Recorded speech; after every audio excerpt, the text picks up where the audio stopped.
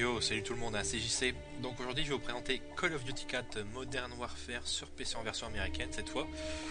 Mais faut pas vous inquiéter, hein, le jeu est sorti en version française sur PC 360 et PS3. Donc alors, on va pas perdre de temps, on va tout de suite commencer, on va faire Mission Select parce que j'ai déjà fini le jeu. Il se compose d'un prologue, de 3 actes et d'un épilogue qui n'a rien à voir avec le scénario. Alors je l'ai fini en difficile, hein. Là ça se voit en bas à droite, Hardened, c'est l'équivalent de difficile. Parce que le jeu est très très court, donc je me suis dit je vais tout de suite commencer en difficile pour que le jeu dure un peu plus longtemps. Donc on va faire cette mission là, The Sin of the Father. On va faire, vous voyez, 4 niveaux de difficulté, il y a facile, normal, difficile et réaliste en fait, vétéran. Et bon, je l'ai fait en difficile et le jeu est vraiment très difficile en difficile, puis en vétéran ça doit être vraiment chaud. On va faire normal. Alors, pendant le chargement des missions, on a un truc intéressant pour nous faire passer le temps. C'est le briefing de la mission qui est comme ça. Et il est super bien foutu. Très bien monté. La mise en scène est excellente. La musique aussi. Là, on voit tous les méchants tous les méchants du jeu. En fait, pour le scénario, on a 2 terroristes, un de l'Est, un des pays de l'Est, puis un d'Afrique du Nord, qui travaillent de concert pour changer l'ordre mondial. Alors celui de l'Est, il veut ressusciter la grande puissance soviétique de la Russie d'antan, et celui d'Afrique du Nord, c'est de renverser le gouvernement de son pays dans lequel il se trouve, quoi. Donc on va passer la cinématique. Donc là vous voyez sur mon PC forcément forcément on va encore me dire que je me la pète avec mon PC, mais sur mon PC les chargements sont très rapides, encore heureux. Alors graphiquement ça se voit pas très bien là parce que c'est une mission qui se passe en 2 parties. La première partie c'est de nuit, deuxième partie de jour, mais vous verrez mieux la deuxième partie que ce sera de jour. Graphiquement c'est vraiment très très bien foutu. Les décors sont vraiment bien construits, bien agencés, même s'ils sont scriptés et linéaires au possible, hein. Le jeu est très scripté, très linéaire, comme dans tous les Call of Duty. Et donc ouais, bon, j'avais oublié de vous parler pour le scénario. Vous jouez bien sûr les gentils américains d'un côté qui doivent sauver le monde, et puis de l'autre côté on a les SAS, les SAS, les services secrets britanniques. Donc voilà, toi t'es mort parce que j'ai mon fusil sniper. Donc alors graphiquement, oui, je vous dis, c'est vraiment du très très bon boulot. C'est bon, déjà Call of Duty 3 sur Next Gen, il était vraiment pas mal du tout, hein, pour l'avoir vu. Vraiment très très bien foutu. Donc tout est bon aussi. Voilà, hop. Niveau des textures, c'est vraiment du très bon. Mais bon, parfois c'est du très bon et ça dépend des décors. Parfois on a du vraiment très moyen. Ça dépend vraiment des décors. Niveau des éclairages, c'est très bon. Les effets spéciaux, les effets de particules, c'est très bon. La musique est superbe. L'ambiance est excellente. Les bruitages, je vous l'ai dit, les bruitages des armes, c'est excellent aussi. Le doublage, bon, vu que c'est la version américaine, les doubleurs américains, puis anglais, parce qu'il y a aussi des anglais avec l'accent so British. Bon, c'est de vrais professionnels, hein, il n'y a pas de problème là-dessus. Ils sont vraiment très très bien foutus. Alors, je vous l'ai dit, la mise en scène, super hollywoodienne, très bien foutu. Malheureusement, ça rejoint encore les FPS scriptés et linéaires au possible, hein, je me répète un petit peu, mais la durée de vie, malheureusement aussi, il n'y a que des malheureusement dans cette vidéo.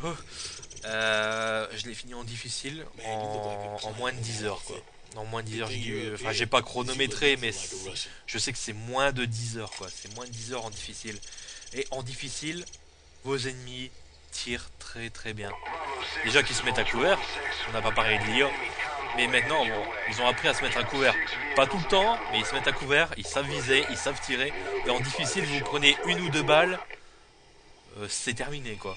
Bon, là on joue en normal, on va pouvoir se prendre une bonne dizaine de balles avant de mourir. Donc là, c'est ouais, la mise en scène, on entend la musique au fond, ça présage de la grosse... ça va défourailler sec dans pas longtemps, dans quelques secondes. Donc au niveau des décors,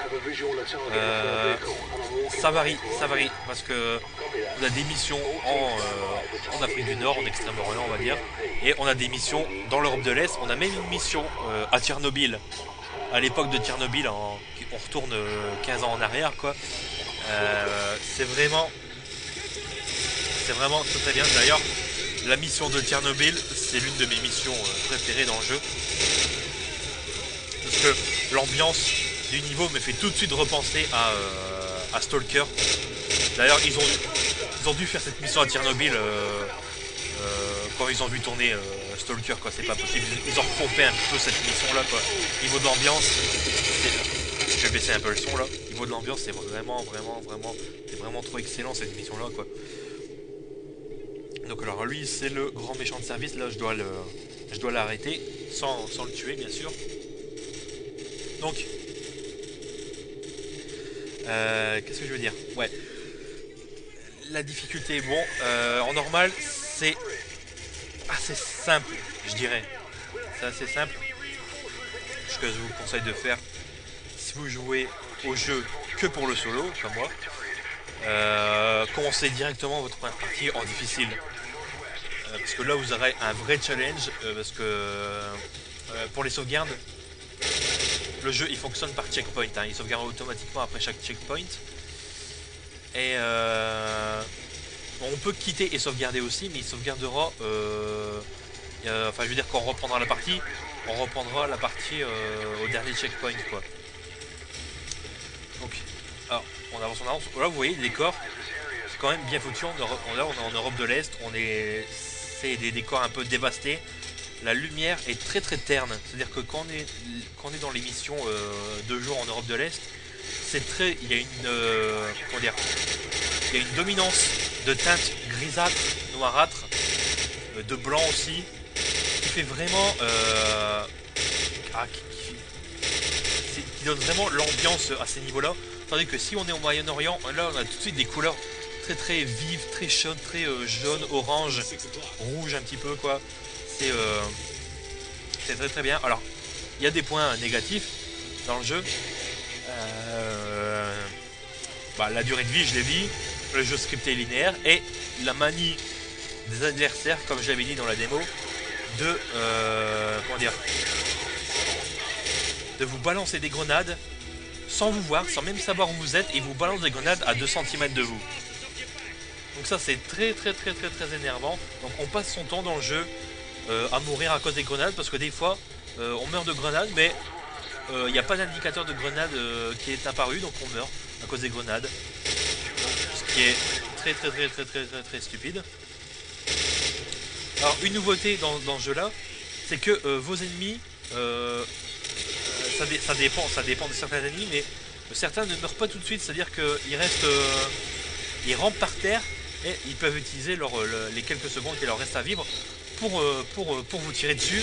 Et en normal, on n'y fait pas attention, mais par contre en difficile, quand j'ai joué en difficile, je me suis fait avoir plusieurs fois par des mecs comme ça mourants et qui finissent par me tuer par un dernier coup, quoi, par le dernier coup qu'ils me donnaient, quoi. Donc ça c'est bien spécial. Donc alors là, vous l'avez vu, dès que ça commence à tirer, ça ne s'arrête plus. Bien sûr, on peut faire exploser les voitures. Là, indicateur de grenade. Donc voilà, il va falloir que j'avance. Je ne vais pas rester bloqué là. Donc, un autre. Bon, il y a de la physique, il y a du ragdoll. Malheureusement, quand on tire sur les cadavres, les balles passent à travers. Donc c'est pas bien de la part des développeurs. À mon avis, c'est certainement une concession de la part des développeurs pour que le jeu soit moins violent, donc qui est une restriction moins importante, et donc toucher un plus large public, et donc vendre plus de jeux et se faire plus d'argent. Donc c'est la logique du marketing